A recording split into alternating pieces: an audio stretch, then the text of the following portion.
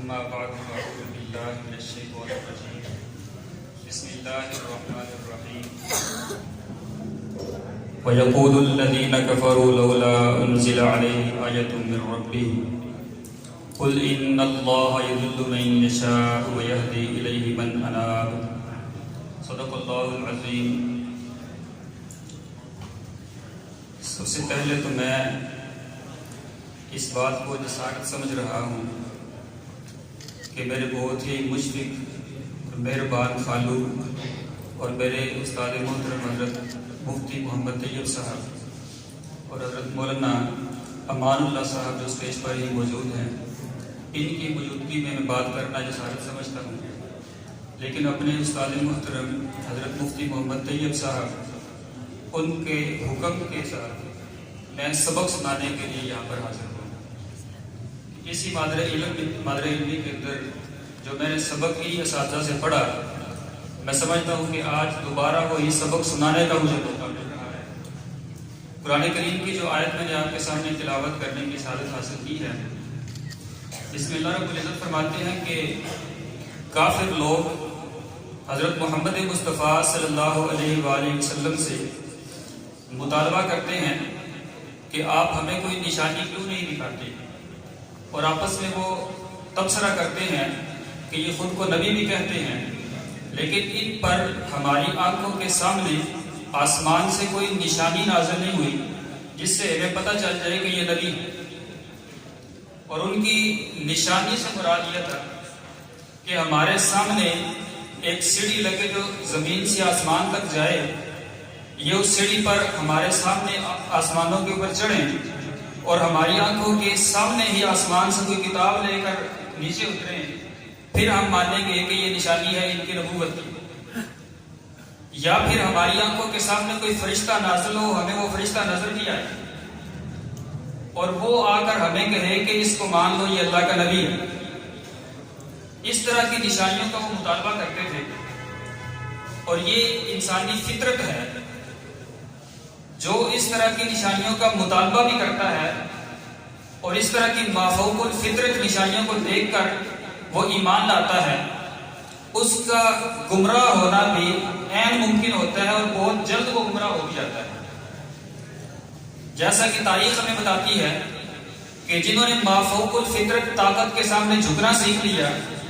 انہوں نے سورج کو بھی سجدہ کیا، انہوں نے ہواؤں کو بھی سجدہ کیا،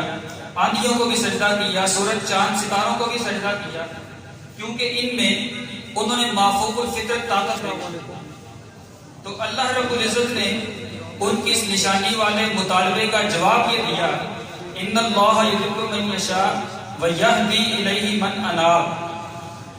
کہ اللہ کی طرف سے جس کی ہدایت مقدر نہیں ہے وہ اپنے سامنے کسی کو اڑتا ہوا دیکھ کر بھی نہیں مانے گا،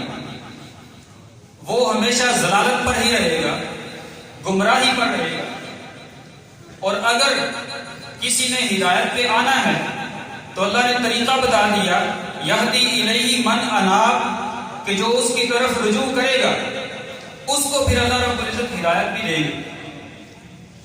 اور رجوع کرنے کا طریقہ کیا ہے؟ اللہ رب العزت کی طرف ہم رجوع کر لیں کہ اللہ ہمیں ہدایت دے دے، اس کا طریقہ کیا ہے؟ تو اس کا طریقہ اللہ رب العزت نے خود ہی بتا دیا، الحمدللہ الذی انزل علی عبدہ الکتاب ولم یجعل لہ عوجا، کہ تمام تعریفیں اس بابرکت ذات کے لیے ہیں جس نے اپنے بندے پر کتاب کو نازل فرمایا، جس میں کسی قسم کی کوئی کجی نہیں رکھی، کوئی نقص، کوئی عیب نہیں رکھا. اب اللہ کی طرف رجوع کرنے کا ایک ہی ذریعہ ہے ہمارے پاس کہ ہم قرآن کریم کے ساتھ منسلک ہو جائیں، اس کی تلاوت کریں، اس کو سمجھیں، تو پھر اللہ رب العزت کا وعدہ ہمارے بارے میں بھی سچ ہو جائے گا کہ وَلَقَدْ يَسَّرْنَا الْقُرْآنَ لِلذِّكْرِ فَهَلْ مِن مُدَّكِرٍ، کہ ہم نے قرآن کریم کو تو بڑا آسان بنایا ہے، نصیحت حاصل کرنے والوں کے لیے کیا ہے کوئی نصیحت حاصل کرنے والا؟ یعنی یہ آیت بھی ہمیں بتاتی ہے کہ کبھی ہماری طرف سے ہے کہ ہم نصیحت لینا ہی چاہتے ہیں. اللہ رب العزت کو مخاطب کر کر کے فرما رہے ہیں، کیا ہے کوئی نصیحت حاصل کرنے والا کہ وہ قرآن کریم کے ساتھ جڑے، چاہے وہ اس کو کوئی بتانے والا ہو یا نہ ہو. قرآن کریم خود سب سے بڑا استاد ہے. جو قرآن کریم سے سبق سیکھنے کی کوشش کرے گا تو قرآن کریم اس کو ہدایت کے راستے پر ضرور لے کر آئے گا، لیکن نیت سیکھنے کی. تو ان آیات کی روشنی میں یہ سبق یہ سنانا چاہتا ہوں کہ اگر آج کے دور کے اندر بھی اگر ہم چاہتے ہیں کہ ہم ہدایت پر قائم رہیں اور ہدایت پر ہی ہماری موت بھی آئے، تو ہمیں قرآن کریم کے ساتھ تعلق پکڑنا پڑے گا اور اپنا تعلق قرآن کریم کے ساتھ مضبوط کرنا پڑے گا. قرآن کریم کے مقابلے میں جس طرح کی مرضی کرشماتی کہانیاں ہمارے سامنے آ جائیں، جس طرح کی مرضی کراماتی قصے ہمارے سامنے آ جائیں، وہ ساری کچی باتیں ہو سکتی ہیں، لیکن قرآن کریم کے اندر جو بات ہے وَلَمْ يَجْعَلْ لَهُ عِوَجًا، اس میں کسی قسم کی کوئی کچی بات نہیں ہو سکتی. وہ قیمن ہے، وہ مضبوط ہے،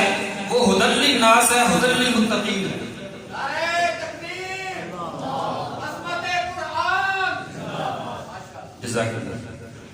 اور آخری بات میں یہ کرنا چاہتا ہوں کہ قرآن کریم کے ساتھ تعلق ہماری ہدایت کی ضمانت ہے، لیکن ساتھ ساتھ یہ ہے کہ قرآن کریم کو پڑھنے والا ایک طبقہ وہ بھی ہے جن کے بارے میں اللہ رب العزت نے فرمایا کہ والذین سعوا فی آیاتنا معاجزین اولئک لهم عذاب من رجز علیم، کہ جو ہماری آیتوں میں غور و فکر کرتے ہیں، کوشش کرتے ہیں معاجزین، قرآن کریم کو جھوٹا ثابت کرنے کے لیے، نبی پاک صلی اللہ علیہ وسلم کی نبوت والے مشن پر اعتراض اٹھانے کے لیے، اس میں کوئی نقص تلاش کرنے کے لیے، اولئک لهم عذاب من رجز علیم، تو ان کے لیے پھر دردناک رسوائی والا عذاب ہے. تو قرآن کریم کے ساتھ تعلق رکھنا ہے فَحَلْ مِن مُدَّکِرْ پر عمل کرتے ہوئے نصیحت حاصل کرنے کی نیت سے، صرف اور صرف مخالف کو پچھاڑنے کی نیت سے. تو یہودی بھی یہ کر رہے ہیں، وہ بھی قرآن کریم پڑھتے ہیں، اس کی تعلیم بھی حاصل کرتے ہیں. اب تقابل ادیان کا اگر مطالعہ کیا جائے تو یہ بات سمجھ آتی ہے کہ یہودی اور عیسائی بھی قرآن کریم کو پڑھتے ہیں، لیکن ان کے پڑھنے کا مقصد ہوتا ہے کہ اسلام کے اندر کوئی عیوب تلاش کرنا، عیب تلاش کرنا. اور یقیناً عیب نہ اسلام میں ہو سکتا ہے نہ قرآن میں ہو سکتا ہے، قیامت تک کسی کو عیب نہیں ملے گا، لیکن وہ اپنا انجام خراب کر لیں گے. اولئک لهم عذاب من رجز علیم، ان کے لیے رسوا العذاب ضرور ہوگا. تو یہ سبق کا تھوڑا سا جو میں نے اپنے اساتذہ کے سامنے دوبارہ سنا دیا.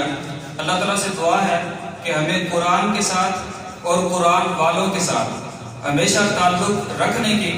نسبت قائم رکھنے کی توفیق عطا فرمائے، اور موت تک ہمیں قرآن کریم پر عمل کرنے کی توفیق عطا فرمائے.